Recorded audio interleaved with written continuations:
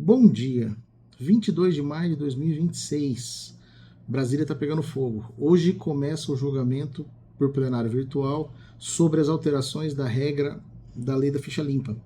Vamos entender o que isso implica na prática, inclusive nas eleições de 2026? Meu nome é Enio Justino, sou advogado, peço para que você curta, comente e compartilhe. Se não tiver inscrito, inscreva-se no canal, dê aquela força, dê o seu joinha para que mais de pessoas possam alcançar. E desde já eu peço desculpas, vocês estão vendo que eu não estou no meu escritório hoje, eu literalmente estou em Brasília, eu vim a trabalho e vim a estudos, e eu só retorno no domingo. Mas como trata-se de um tema muito importante e atual, que está acontecendo hoje, eu optei por fazer a gravação e provavelmente gravarei mais vídeos sobre as votações conforme elas forem ocorrendo. Vamos à matéria. Bom, o primeiro ponto que a gente tem que entender é que existe uma diferença muito grande sobre perda de inelegibilidade e perda de direitos políticos.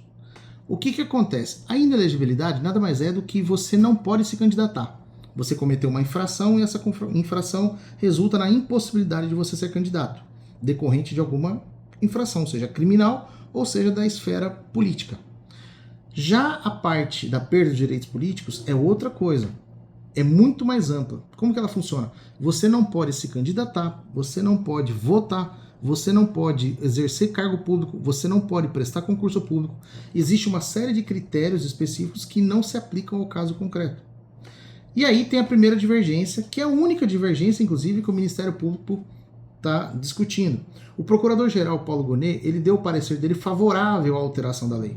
Só abriu um destaque aonde ele entende que não cabe, que seria justamente a contagem do tempo concomitante entre a inelegibilidade e a perda de direito político. Hoje, na prática, funciona assim. Atualmente, na prática, era o seguinte. Se você tiver, por exemplo, uma condenação criminal de 4 anos, você cumpre os 4 anos, que você automaticamente, pela perda dos direitos políticos, você não pode ser candidato. Quando encerram os 4 anos, começa a contar o prazo de inelegibilidade. Então, na prática, você fica 12 anos sem poder se candidatar. A alteração prevê o seguinte: o tempo que você está afastado decorrente da perda de direitos políticos conta também como a questão da inelegibilidade. E aí, na prática, você de fato exerceria os 8 anos, que é o que a lei determina, e não 12. Ou seja, diminuiria o período, melhor, adequaria o período ao tempo que a lei determina, e não aumentaria.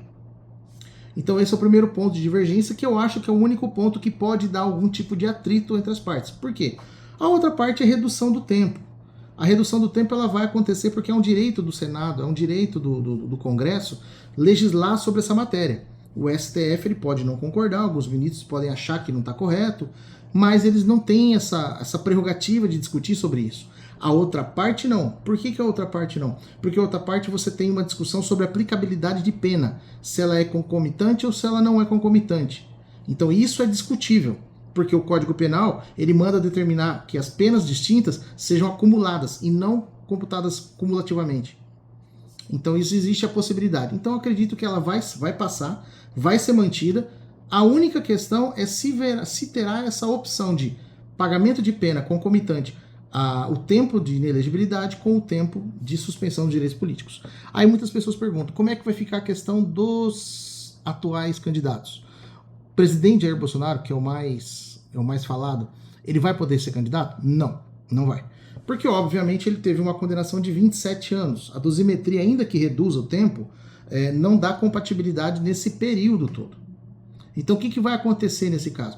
Ele automaticamente não tem como ser candidato esse ano porque é incompatível. Só teria possibilidade se houvesse uma anistia ampla, geral e restrita, que não é o caso.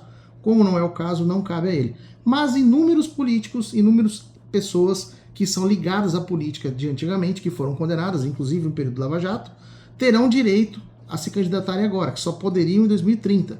Um exemplo claro, que eu acho que é o mais famoso, seria do ex-presidente do Senado, Eduardo Cunha, que foi quem determinou, quem pediu o impeachment quem leu o pedido de impeachment da ex-presidente Dilma, e por conta disso ele teria a possibilidade de se candidatar desde já. É um exemplo entre tantos outros, certo? Bom, e você? O que você acha? Você acha que é correto? Você acha que é bom que faça a divisão, a diminuição? Você acha que tem algum tema que pode ser discutido sobre isso, ou deveria ser mantido como estava? Desde já deixa seu comentário, e se porventura você tiver alguma dúvida, pode perguntar que eu tô aqui para responder, tá bom?